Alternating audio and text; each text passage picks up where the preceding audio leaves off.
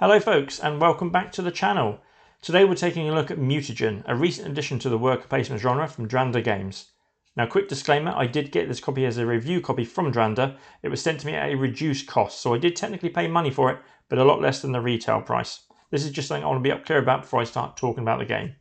So I guess without further ado, let's take a look at what kind of worker placement game Mutagen is. A game of Mutagen is played over 4 rounds. Each round sees players placing out their 4 meeples one at a time. The meeples will be used to gather up element tokens and then using these tokens on tree contract cards, movement on the element track, or just placing into storage on your ship for extra points. At the end of the round, when all meeples have been placed out, players will retrieve their workers and then do the interim scoring, which is based on the position of certain tokens on the element track and also how full your ship's storage is. Rinse and repeat this for 4 rounds, and at the end of the game, it will be score track plus any crew cards you've accrued with extra scoring bonuses, and then points for tree cards. Player with the most points wins. When it comes to worker placement, the board in Mutagen is pretty standard fare. There are 6 areas on the board and each has a number of spaces based on player count. Place a worker, do a thing. But the beauty of this game comes from the workers themselves, because not only is there a standard action on each space, but there's a secondary action based on which worker you use to go there. And then if you've mutated that worker, they can do something extra. Oh yeah, these workers mutate, by the way. Now each player has the same 4 workers to play within the game. There's the engineer, the spy, the thug and the robot. Now the engineer will primarily be getting you storage spaces for your ship, just little tokens you can put down to give you slots to put the elements in, but they also have actions where they can get you shards, the currency of the game, or they let you retain the element tokens that you've used to spend on contracts or the element track itself. The spy, he's mostly used for gathering up crew cards. Crew cards are like end of game scoring bonuses. They'll give you little criteria that you have to reach to get to certain thresholds. Usually these are tied into the element track itself and the position of your tokens on that track. He can also do other things like moving you around the progress track or moving up element tracks more. The thug, he is your go-to guy for when you want to gather up elements, because on 3 of the 6 areas where you would gather elements and the other 3 sections of the board, he just gets you more elements. He is just hungry for it. That's his secondary action on all 6 spaces. And then the final one you've got is the robot. Now, the robot can't be mutated like the other 3 can, but his ability is that he can copy the secondary action of any of the other workers. So if you ever are in a tight position where you really want to do 2 things and you don't have the workers to really benefit from it, now you can with the robot. You just place him down and say, I'm the engineer, and then you gain another storage space that you might have already done on another location with the engineer that round. The only negative to the robot is that he, being a robot, cannot mutate like the others. And now we should talk about mutations. Now at the beginning of every round there is a draft for mutations. You'll lay out a number of cards, player +1, and then in reverse turn order you will draft those cards and choose which of your workers to assign it to. Now there are 4 rounds in the game and you only have 3 workers, so there will be at least 1 worker that has 2 mutations. But you could go crazy and do 2 workers with 2 mutations and 1 worker just gets no powers. These mutations are then available from that point on to the rest of the game. So the first mutation you gain, you will have that for all 4 rounds. And most mutations are just abilities that are already on the board, like taking crew cards, taking element tiles, gaining shards and stuff like that. A couple of them will give you discount for doing certain things. And if you can get 2 lobster hands on your thug and then send him to an element picking up location, you could gain 4 element tiles in one go. That's pretty powerful. But you will see on the top of the card, there is a cost for doing so. It would cost you 1 shard to activate that mutation when you place that worker. So yeah, there are a few that are free, but some of you want to make sure you have shards on the go. The game can be quite tight with its money sometimes if you're not doing the tree orders, which I'll explain later. But if you cannot or choose not to do any of the 3 actions, that's primary, secondary on the worker location or one of your mutations, you can instead forfeit that action to take a shard. Whether you choose not to do the action or you cannot do the action. So that's a way to keep the money slowly coming in for things. Each of the mutations also has a second cost to it, and this is a reaction cost. So if you place a worker to one of the 6 areas and someone is already there before you, they will get to do a reaction off of that worker if that worker has a mutation, but it's just a bit more expensive for them to do so. Again, if they've got mutation and they don't want to or cannot use it, they can just take a shard instead. So sometimes you've got to be quite careful about where you're going because you might be benefiting another player by doing so. And this only affects the player before you at that spot. So in a 4-player game, if 3 people have gone to a location before and you're the 4th player, only the 3rd person gets to trigger their mutation. The 1st and 2nd have already had their chance to do so.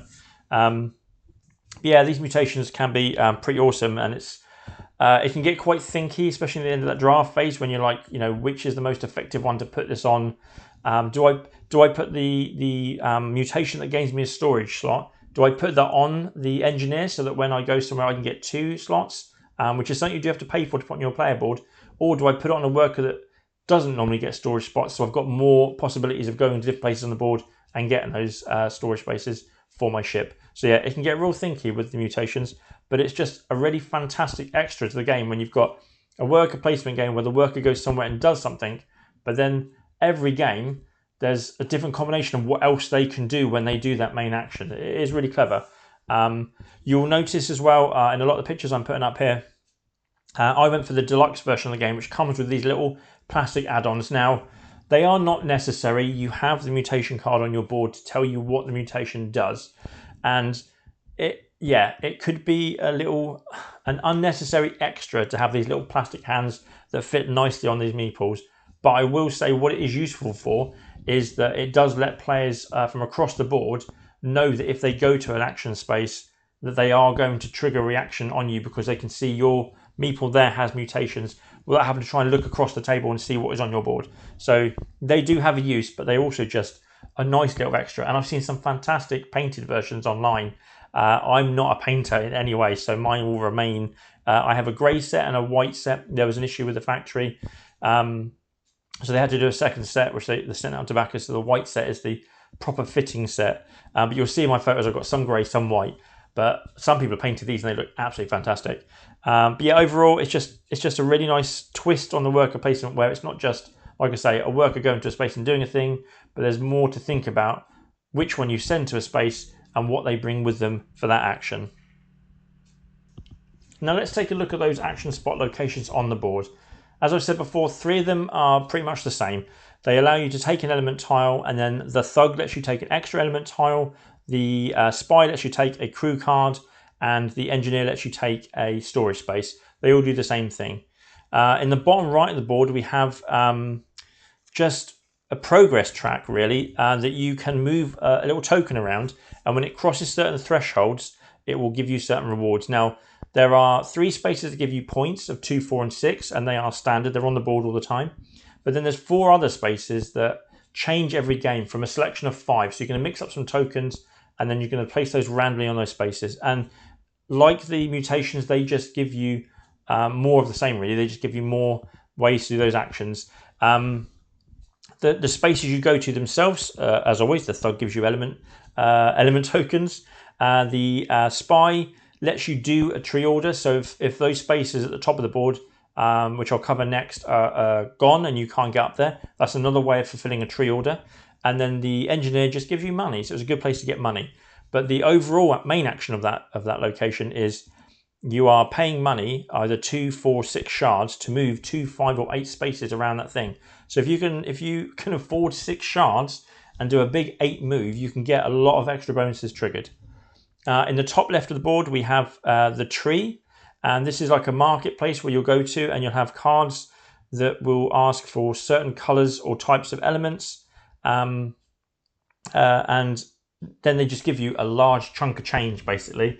If you can get these done, they are 8 or 12 shards. But you get a point for each tree contract you've completed, but you get 3 points if you've got a pair of the same color. And there are 3 colors in the game. There's yellow, blue, and red. So that's a good place to get that done. Once again, the thug gets you an element token. The spy lets you pick one of the elements you've used for that order and move up the element track. And the engineer, she lets you claim a color. So say you put in a green, pink, and a yellow, and you chose pink. You would then get to keep that pink token and put it onto your storage slot on your ship, and that's kind of locked in there then.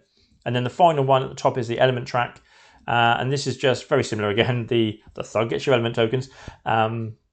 The spy gets you movement around that progress track on the bottom, and the engineer does the same thing. She gets you to keep an element token you've paid in, and you're paying element tokens into this space to move up those tracks. There's 4 different elements, and you're trying to move each of your sort of tokens on those 4 rows further and further across. Now, the benefit from this area of the board is that depending on where those tokens are at the end of each round, you'll see underneath you can score points depending on how far you've gone. But also the crew cards, a lot of them, as I mentioned before, are tied into where tokens are on that track. So you have to either have, the furthest of the gas token, you have to be furthest along that track, or you have to have 2 types of tokens further ahead than any of your other tokens, things like that. So that's where you go in. So those top 2 sections of the board are all kind of like paying in your element tokens that you keep in another area of your board to pay for things and get extra points in the game.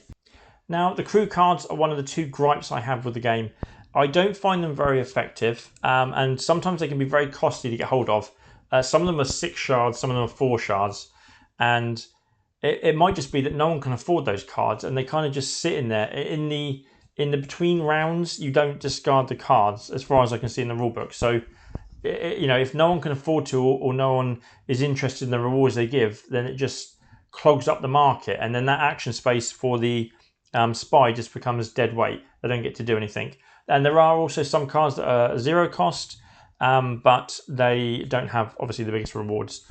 And they just feel very fiddly, a lot of them as well, because they're all symbol based, so there's no text on the cards. So you're trying to decipher what they all do, and they just make that element track section a real pain in the butt to make sure certain tokens are in certain places each turn, and it just gets very fiddly. And each game we play, I tend to lean further and further away from the crew cards, which is a real shame. That the crew cards themselves, the art for this game is the Miko, and like a lot of Garfield games and Valeria games, his characters are just like really awesome in their designs, and each card has a different person on them. I love the Miko's artwork. So it's ironic that the card mechanics themselves are one of my least favorite parts of the game, but the artwork on the cards is one of my favorite parts of the game. So that's the crew cards. You might have better luck with them than I do. I don't find that bit very interesting. I don't tend to lean towards that in my strategies at all.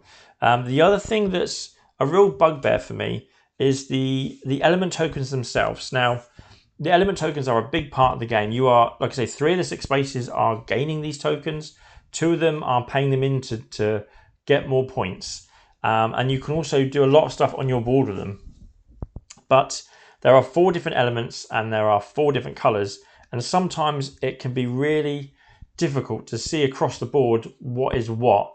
And especially because when you're putting them into your storage location on your ship, which locks them in, the ones in your storage section cannot be used to fulfill tree orders or pay into the element track. So once they're there, they're there. But there's a Sagrada-esque placement rule where the same element and the same or the same color cannot be touching. And the colors, for players like us that have no issues with color blindness, it's very easy to put different colors next to each other. But the elements themselves, again, across the board, I have picked up or asked someone to pass me a token that I thought was one kind, put it on my board, and then like a round later I looked down and realized I've messed up and I've got 2 elements the same touch in, a blue crystal and a yellow crystal or something like that. I just found them not very differentiated, if that is indeed a word. There is a symbol in the bottom right hand corner. There's like a semicircle, an arrow, a triangle, and a tail of an arrow, I guess it is. That is, should be for helping that, but it's just, I find the element tokens themselves, physically, I find them not the best design.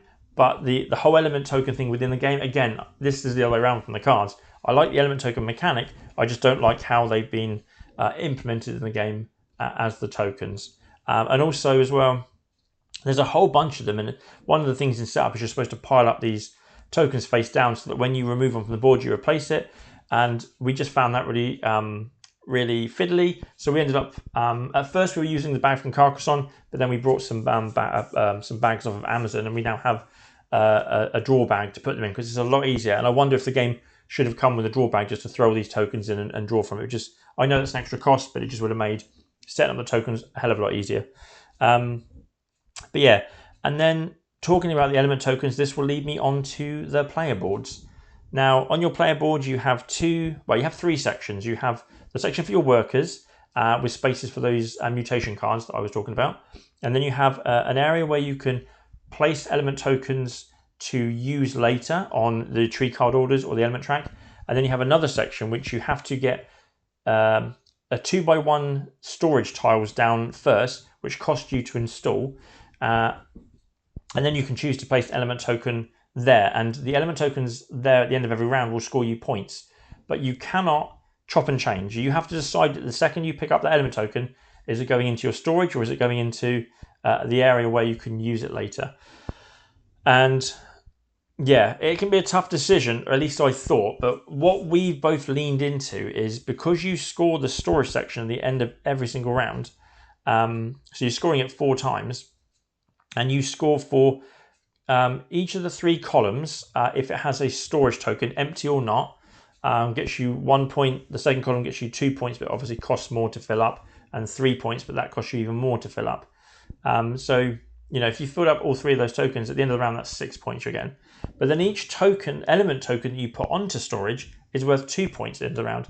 So if you can fill up column 1 and then with storage tokens, and then put element tokens on top of that, that's 9 points at the end of round 1. And I went heavy on this in our first ever game, and my wife immediately saw this. And now we feel like if one of us doesn't do that, that's a lot of points we're throwing away early on. But because we're putting them all into storage, we don't have anything to do any of the orders. So then late game, we're scrambling to get tree cards fulfilled or move anywhere up the element track based on if we've got crew cards that might be preferential. So yeah, it's a weird thing where I feel like you should just have a single storage area and you're trying to fill it out, because at the beginning of the game you can't store any elements, so you have to get storage slots in there first to be able to take elements on board. But it is up to you at any point from that storage. Do I use it to get tree cards and get more points and get more credits? Or do I leave it on my ship to get me more points at the end of the round? So I just feel that instead of dividing that area up into 2 parts and having no movement between the 2, it should have just been one area. And it's up to you what you do with your elements. You either keep them on board and they make you a little bit of extra points, or you use them for things. But as for the board itself, it's perfect. It's very clear. It's a nice size. Each player colour has different artwork on it, taken from the main board. I always go for the blue one, so I have the kind of underwater faction in the game. But yeah, it's a functional worker placement board, and it fits everything on there just perfectly. But yeah, element tokens are just my one real gripe of the game. So, final thoughts. Well, it's a worker placement game. I kind of love it. And I've also been happy with pretty much everything that Dranda Games have put out. There's no secret there either. Mutagen is a hit for us. It's definitely going to stay in the collection, and it's a worker placement game that I will definitely enjoy playing in the future. Component-wise, I love the chunky meeples. They are absolutely fantastic, and they intimidate any other worker token that we have in our collection. You don't need the deluxe version, but my god, those little add-on mutation hands are just something extra special. Yeah, they are primarily for ease of seeing who's got mutations on what meeples across the board, but they also just look so cool. And it's very satisfying when you pick a mutation, place it on your board, and then you get to take that little plastic glove and put it on one of your meeples, and they just look way more awesome. I really like the artwork. It's a shame that the main board kind of covers up most of this. There's a single big image on the board of the sort of setting of the game, and it gets covered up by the outlines of spaces as well as cards and tokens. It's good to see that the characters pop on the cards, and I like the fact that the player boards are all different per player. I like it when that sort of extra effort is made to give everyone their own kind of vibe to their player area. As I mentioned, the element tokens, they're okay. They're just fiddly from a gameplay point of view, not as easy to read. That could have been done a little bit better. But yeah, overall the game is just it's doesn't outstay its welcome. It's 4 rounds. You're gathering resources, you're spending resources, and just trying to be the most efficient player at the end of the game. We've played it at 2-player and 4-player. 2-player works absolutely fine. The only thing we found with that is you don't get as many of those reactions. Partly this is because my wife likes to just avoid the spaces I've gone to and find other ways to do things to deny me of that. But she also seems to always be where I need to go, so she gets lots of them when it does happen. But to be fair, reactions were very far and few between with us in our 2-player games. In the 4-player game we had, there was a lot of them because you're going from 8 workers coming onto the board to 16. Yes, the player spaces are limited for a 2-player game, so you can't cram in 4 workers on any of the locations at 2-player. But we just found that a lot more reactions came out because people just were willing to give you something as a reward because they needed to get something there and then. But yeah, those 2-player accounts, the game works absolutely fine. There are some mini expansions in the game because we've got the deluxe version. It came with 2 mini expansions and a solo mode. Now we've tried one of them. I will say that it's a really good addition to the game and we will not be playing without that mini expansion from now on. But because I haven't covered the other mini expansion or the solo mode yet, I'm going to do a separate video just to cover all of that stuff and just wanted to talk about the base game today. So yeah, overall, I really like Mutagen. If you like worker placement games, especially ones that have got nice little tricks to them that do something different to make them stand out, I can highly recommend this one. And there is a basic version, or if you want to go in for the deluxe version to get those cool plastic gloves for your workers and also to get those mini expansions, I would say it is well worth the extra pounds on that. But yeah, as always, thank you very much for taking your time to watch my video and listen to my review of Mutagen. As always, please like the video if you enjoyed it. Please subscribe to the channel if you want to stay up to date with everything I'm putting out. And I will see you all in the next video.